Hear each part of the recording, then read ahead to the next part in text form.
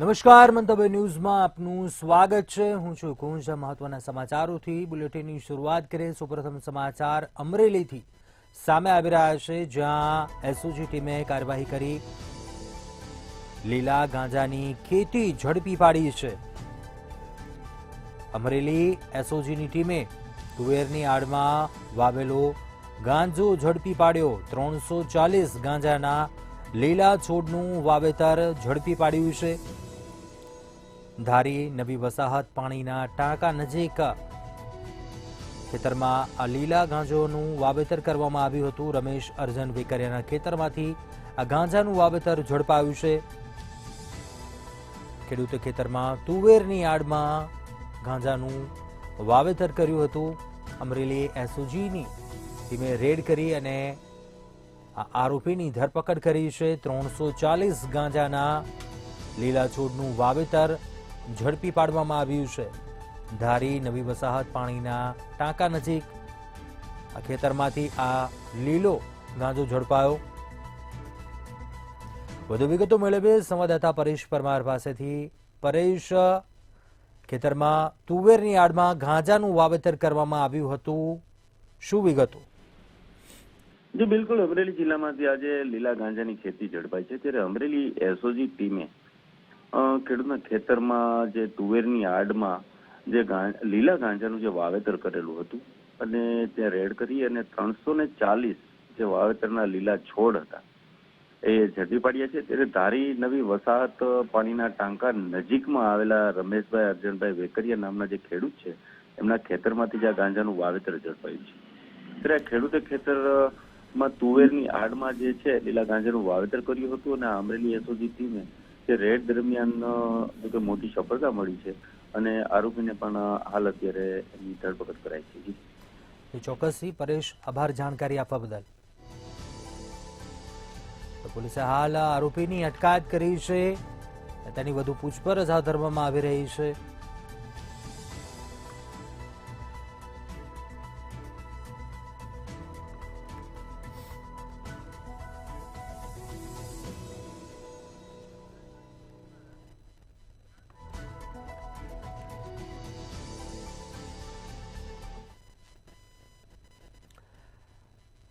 આગળ વાત કરીશું. સમાચાર જૂનાગઢથી સામે આવી રહ્યા છે. જૂનાગઢ મનપા જળસંચય બાબતે ત્રીજા ક્રમે છે. સુરત મનપાને પછાડી આગળ નીકળ્યું છે જૂનાગઢ કોર્પોરેશન.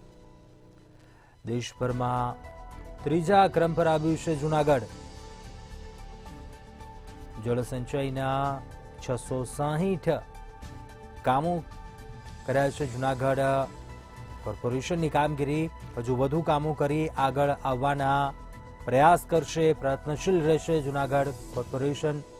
કમિશનર ઓમ પ્રકાશની જળસંચય માટેની કામગીરી સુરત મનપાને પછાડીને આગળ નીકળ્યું છે જૂનાગઢ કોર્પોરેશન. દેશભરમાં ત્રીજા ક્રમાંક પર આવ્યું છે જૂનાગઢ.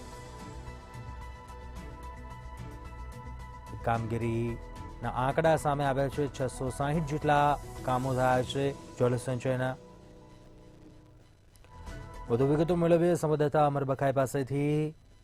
જૂનાગઢ મનપાની આ સરાહનીય કામગીરી કહી શકાય. જળસંચય બાબતે ત્રીજા ક્રમાંક પર, શું વિગત? ચોક્કસ કે જે રીતે જૂનાગઢ મહાનગરપાલિકા છે તે જળ સંચયના કામમાં ત્રીજો ક્રમાંક મેળવ્યો છે. ખાસ કરીને મહાનગરપાલિકા જૂનાગઢ દ્વારા છે તે અનેક જે કામો કર્યા છે ને જેને લઈને તે ભારતની અંદર ત્રીજા ક્રમાંક ઉપર આવ્યાની વિગતો સામે આવી છે. ખાસ કરીને જળ સંચયના 660 જેટલા કામો છે તે મહાનગરપાલિકા જૂનાગઢ દ્વારા કરવામાં આવ્યા છે. સુરત મનપાને પછાડી અને જૂનાગઢ કોર્પોરેશન છે તે આગળ નીકળ્યું છે. ખાસ કરીને જે રીતે જળ સંચયની અંદર છે જૂનાગઢ મહાનગરપાલિકાએ 660 કામો કર્યા છે અને જે રીતે સુરત છે તે ચોથા નંબર ઉપર છે તો જૂનાગઢ ત્રીજા નંબર ઉપર છે. એટલે ચોક્કસ કહી શકાય કે મહાનગરપાલિકાની જે કામગીરી છે તે આખા ભારતમાં છે તે ગુજરાતનો જે ત્રીજો નંબર છે ને તેમાં જૂનાગઢનું સ્થાન મેળવ્યું છે. જી ચોક્કસથી આભાર જાણકારી આપવા બદલ.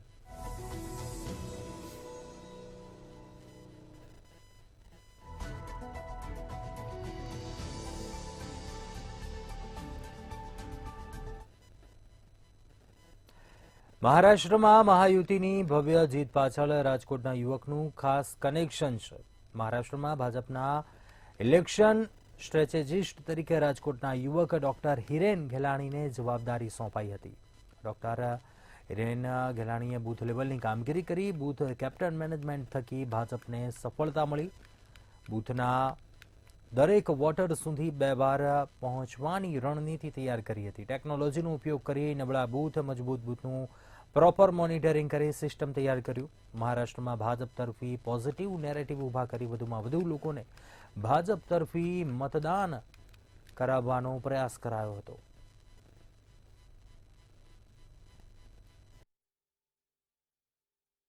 અને તમને સરપ્રાઈઝ થશે કે 65% બહેનોએ મતદાન કર્યું. 65% બહેનોનું મતદાન એક તરફી ભારતીય જનતા પાર્ટી માટે, શિવસેના માટે, મહાયુક્તિ માટે એટલા માટે થયું.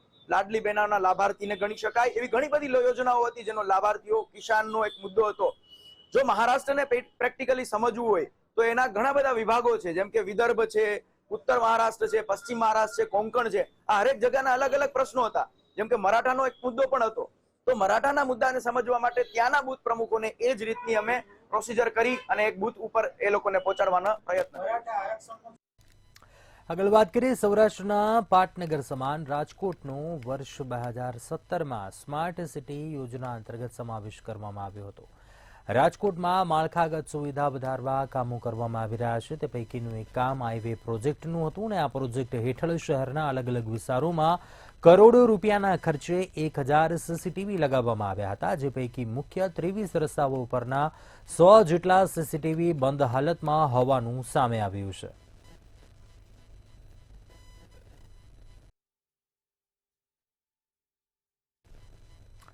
રાજકોટના સિએસ્ટા સોસાયટીની ડી વિંગમાં આગની ઘટના બની. મીટરમાં શોર્ટ સર્કિટ થવાને કારણે આગ લાગી હતી. ફ્લેટ ધારકો દ્વારા ફાયરના સાધનો વડે આગ પર કાબુ મેળવાયો હતો. ઘટનામાં કોઈ જાનહાનિ થઈ ન હતી, પરંતુ સ્કૂટર અને બાળકોની સાયકલ બળીને ખાખ થઈ ગઈ હતી.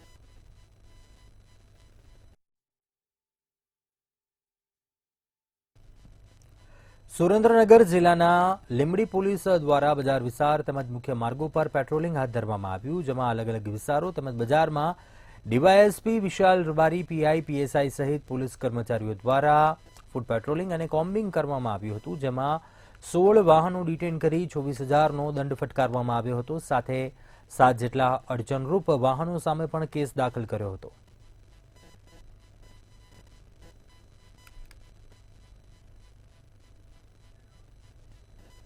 સુરતના પાંડેસરામાં જન્મદિવસની ઉજવણીમાં તલવાર લઈ કેક કાપતો વિડીયો સોશિયલ મીડિયા પર વાયરલ થયો હતો. આ વિડીયો પાંડેસરા તેરીનામ ચોકડીનો હોવાનું અનુમાન છે. યુવકે હાથમાં તલવાર લઈને જન્મદિવસની ઉજવણી કરી હતી. વિડીયોને પગલે પોલીસે વધુ તપાસ હાથ ધરી છે. વિડીયોમાં મોટાભાગના બાળકો સગીર હોવાનું દેખાઈ રહ્યું છે.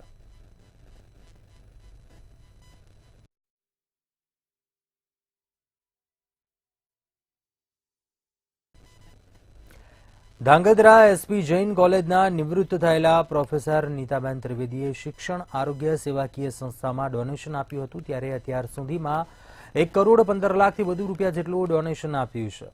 શિક્ષણ અને આરોગ્ય માટે ડોનેશન આપતા કોલેજના નિવૃત્ત પ્રોફેસરનું વિવિધ સંસ્થાઓના આગેવાનો દ્વારા સન્માન કરવામાં આવ્યું હતું.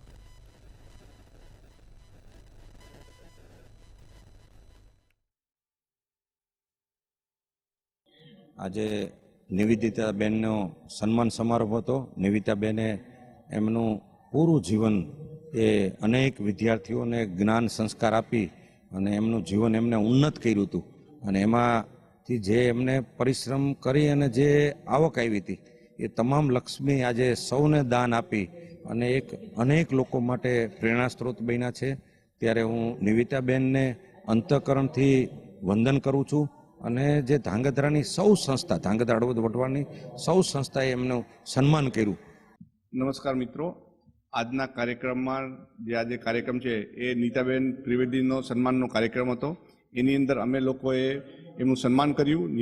નીતાબેન ત્રિવેદીએ ધાંગધ્રા તાલુકા, હળવદ તાલુકા અને સુરેન્દ્રનગરની અલગ અલગ સંસ્થાઓને, ટોટલ 16 સંસ્થાઓને 3 કરોડની આસપાસનું એમની જે જીવન મૂડી હતી એ બધી એમણે અલગ અલગ સંસ્થાઓને સમર્પિત કરી દીધી છે. એના સિવાય એમણે ઘણી બધી છોકરીઓના એજ્યુકેશન પાછળ ગુપ્તદાન કહેવાય એવી રીતે 40 છોકરીઓને ભણાવી છે અને જ્યાં જ્યાં છોકરીઓને જરૂર પડે એ બધું એમણે એમના તરફથી આપેલું છે. સુરેન્દ્રનગરના લીંબડીમાં નારુભા સાહેબના ખાંચામાં ખોડિયાર માતાજીનો માંડવો તેમજ નવચંડી યજ્ઞનું આયોજન કરવામાં આવ્યું હતું. આઈ શ્રી ખોડિયાર યુવક મંડળ અને જય ભવાની ગ્રુપ દ્વારા નવચંડી યજ્ઞનું આયોજન કરવામાં આવ્યું હતું. 20થી વધુ યુવાનોએ નવચંડી યજ્ઞમાં આહુતિ આપવાનો લાભ લીધો હતો.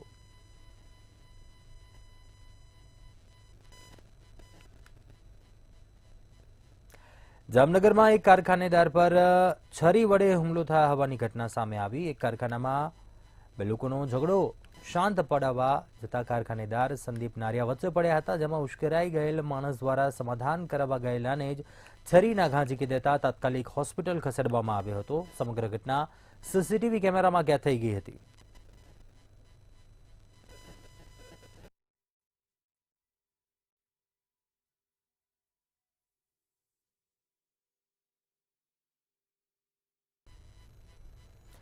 જૂનાગઢમાં તનસુખગીરી બાપુના નિધન બાદ વિવાદ વધુ વકર્યો છે, જેને લઈને ભૂતનાથ મંદિરના મહંત મહેશગીરી બાપુએ વધુ એકવાર બેઠક યોજી હતી.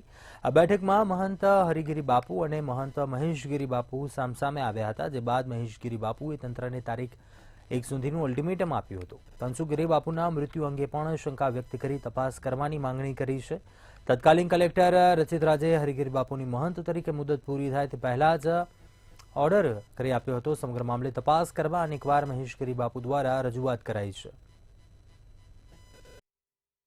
हरिगिरी महाराज को यहां से हटाने की बात जब सीएम साहब को की गई तब ये पता चला कि जो ऑर्डर हरिगिरी जी का जुलाई 2022 में या इसमें वो रद्द होने वाला था, अब वो ऑर्डर 4 महीने पहले उन्होंने ऑर्डर कर दिया उनके 2 साल का. कितना गैर कानूनी है ये. रचित राज जी को भी कुछ इसमें कारोबार हुआ है क्या आपने ऐसे गैर कानूनी ढंग से ऑर्डर कर दिया. और एक बात, उन्होंने ऑर्डर कर दिया, अभी के जो कलेक्टर हैं उनको कितनी बार हमने कहा है कि ये गलत है, इसको निकालिए. उनके पास मेरे पत्र हैं. यहाँ स्थानिक लोगों के साथ हमारे जो एमएलए साहब है उन्होंने भी बोला. पुनीत शर्मा जी जो है उन्होंने भी कहा कि धर्म में जो सत्य होगा उसके लिए मेरा सपोर्ट रहेगा.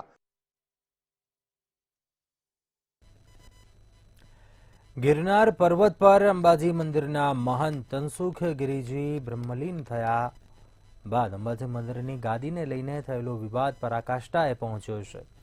ભૂતનાથ મંદિરના મહંત મહેશગીરીએ જૂના અખાડાનો 1 લીટર બોમ્બ ફોડ્યા બાદ હવે કહ્યું કે હરિગીરી મહારાજને ભવનાથ મંદિરેથી હટાવવા તેમજ જવાબદાર અધિકારીઓ પર કાયદેસરની કાર્યવાહી કરવાની વાત કરી છે. જો આમ નહીં થાય તો 1 ડિસેમ્બરે હજારોની સંખ્યામાં સાધુ સંતો ધર્મપ્રેમી લોકોને લઈ ભવનાથ મંદિરનો કબજો લઈ લેશે તેવી ચીમકી પણ ઉચ્ચારી છે.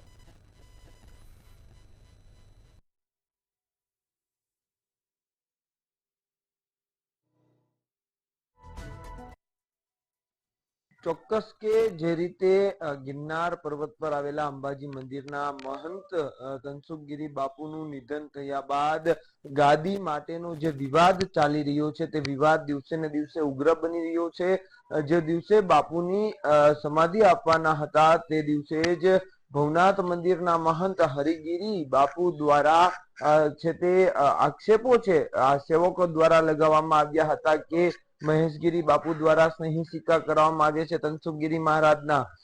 એટલે આ વિવાદ ત્યારથી ઉગ્ર બની રહ્યો છે. બાદમાં મહેશગીરી બાપુએ 2 વાર પ્રેસ યોજી અને ગંભીર આક્ષેપો કર્યા છે અને ગઈકાલે ફરી એકવાર મહેશગીરી બાપુ દ્વારા એક પ્રેસ કોન્ફરન્સ યોજવામાં આવી હતી ને જેમાં વિગતો જાહેર કરવામાં આવી છે અને અલ્ટિમેટમ તંત્રને આપવામાં આવ્યું છે. હરિગીરી મહારાજ જે ભવનાથ મંદિરના મહંત છે તેમના સામે ગંભીર આક્ષેપો છે અને કહેવામાં આવ્યું છે કે તે ભ્રષ્ટાચાર કરી રહ્યા છે. તો બીજી તરફ જે મહંત નો જે પદ છે તે ઓર્ડર પૂર્ણ થવાનો હતો 2023માં અને જે પૂર્ણ થાય તેના 4 માસ પહેલા જ તત્કાલીન કલેક્ટર રચિત રાજ દ્વારા છે તે તેમને ઓર્ડર રિન્યુ કરી દેવામાં આવ્યો મહંત પદનો. કોઈને ખબર ન પડી અને મહંત પદનો ઓર્ડર રિન્યુ થઈ ગયો એટલે તેમાં પણ ભ્રષ્ટાચાર થયું છે.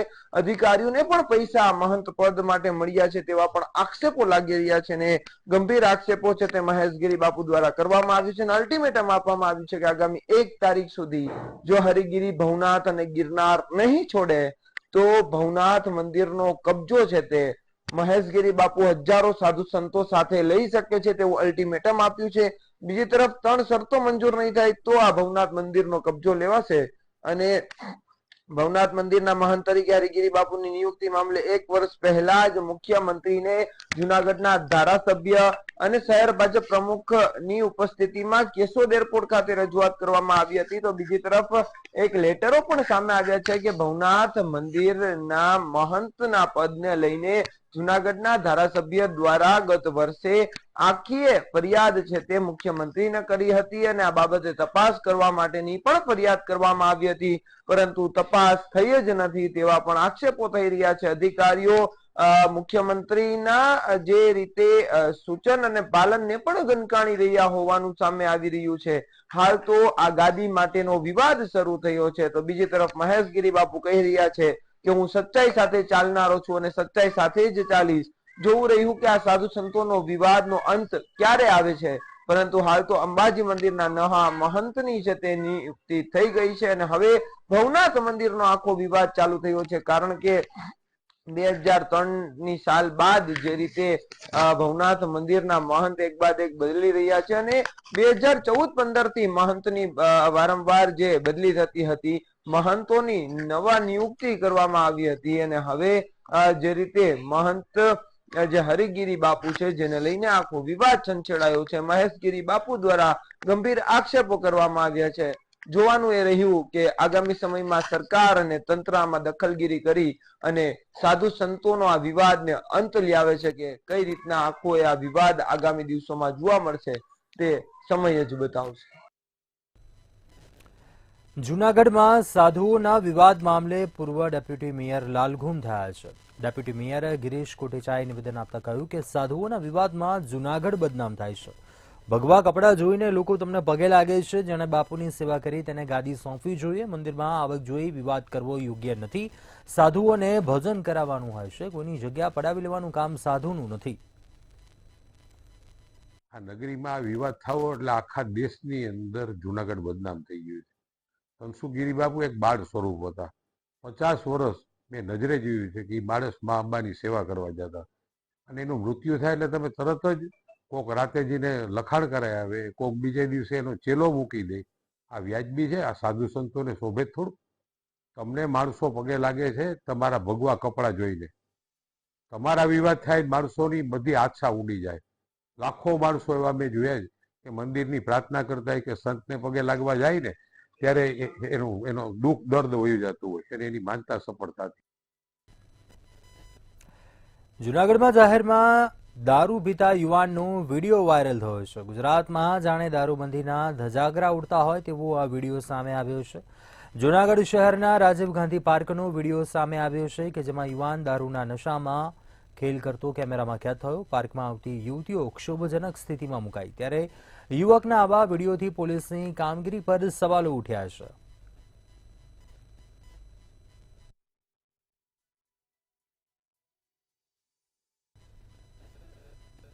અમરેલીમાં રાજુલાના ચારોડિયા ગામ નજીક મજૂર પરિવાર પર ઝેરી મધમાખીઓ દ્વારા હુમલો કરવામાં આવ્યો હતો.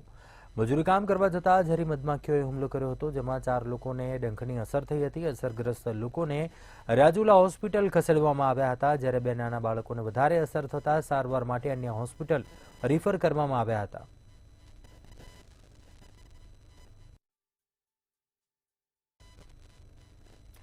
અમરેલી જિલ્લામાં શાળાને પેટમાં લાકડું મારી હત્યા કરનાર બનેવીની પોલીસે ધરપકડ કરી છે. અમરેલી જિલ્લામાં 2 દિવસ પહેલા હત્યાની ઘટનાને લઈને ચકચાર મચી હતી. જાફરાબાદ તાલુકાના વડલી ગામમાં સામાન્ય બાબતે હત્યા થતા નાનકડા ગામમાં ચકચાર મચી હતી, જેમાં પ્રવીણ સોલંકી નામના યુવકને તેના બનેવીએ પેટમાં લાકડું મારી દેતા મોત નીપજ્યું હતું. ત્યારે પોલીસે તપાસ હાથ ધરી આરોપીને ગણતરીના કલાકોમાં દબોચી ધરપકડ કર્યા બાદ વધુ પૂછપરછ કરવામાં આવી હતી.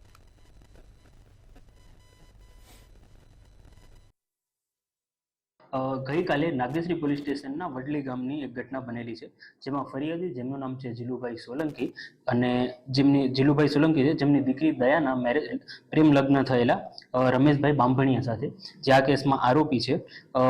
રમેશભાઈની જે દીકરી છે તેમને જે આરોપી છે એ અવારનવાર હેરાન કરતા હોય છે અને ગઈકાલે ફરિયાદ પ્રમાણે એ જે જીલુભાઈ સોલંકી છે તેમના દીકરો પ્રવીણ અને એમની દીકરી તેજલ બંને ગઈકાલે નાગજીભાઈ સાંખણની દુકાને દૂધ લેવા માટે જ્યારે ગયેલા હતા એ સમયે પ્રવીણે ત્યાં આવી અને તેમને જોરથી પેટ પર પાટું મારી અને એક લાકડા વડે તેમની ઉપર પ્રહારો કર્યા છે, જે ઘટનામાં પ્રવીણભાઈ છે તેમનું મૃત્યુ નિપજ્યું છે અને નાગેશ્રી પોલીસ સ્ટેશનને આ ફરિયાદની જાણ થતાં તરત જ ગુનો દાખલ કરવામાં આવ્યો છે અને આરોપી છે તેને હસ્તગત કરવામાં આવ્યો છે અને તેની અટક કરી અને આગળની કાર્યવાહી શરૂ કરવામાં આવી છે. ભાવનગર જિલ્લા કલેક્ટર આર.કે. મહેતાના અધ્યક્ષ સ્થાને રોડ સેફટી કાઉન્સિલની બેઠક યોજાઈ. જિલ્લા કલેક્ટર કચેરીના વિડીયો કોન્ફરન્સ હોલ ખાતે બેઠકનું આયોજન કરાયું હતું. હેલ્મેટ પહેર્યા વગરના તેમજ રોંગ સાઈડમાં વાહન ચલાવનાર વાહન ચાલકો સામે નિયમ અનુસાર દંડની કાર્યવાહી હાથ ધરવાની સાથે જરૂર પડે લાયસન્સ સસ્પેન્ડ કરવા કલેક્ટરે આદેશ આપ્યો હતો.